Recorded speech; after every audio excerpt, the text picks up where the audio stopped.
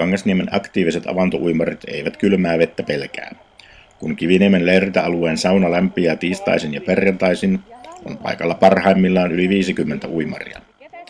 Paljon on niitäkin, jotka eivät uintireissuihinsa saunaa tarvitse. He käyvät ottamassa kylmän kylvyn lähes päivittäin ja kehuvat vuolaasti avantouinnin terveyshyötyjä. Niveliä ei kolota, flunssat eivät vaivaa ja mieli on virkeä. Terveyshyötyjen lisäksi Kiviniemeen houkuttaa hyvä porukka.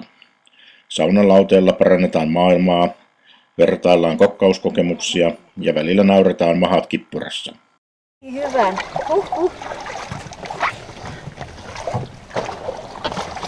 Ihanaa. Vesi oli märkä, mutta vähän kuiva. Tosi ihanaa. Ai mahtavaa.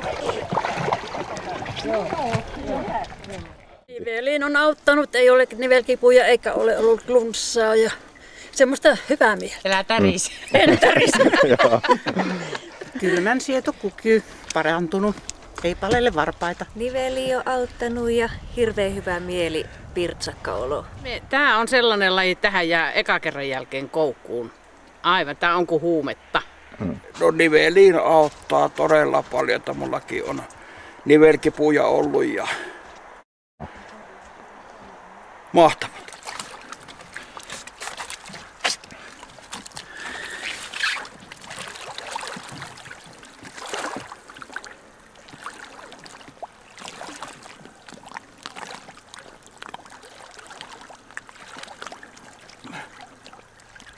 Yhtään ei passoo pitemmälle mennä mitä itse tietää.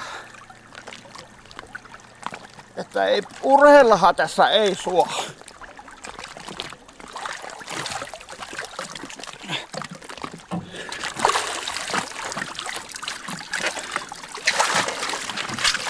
Sinne jäi nivelkiput ja turha lääkärin maksu.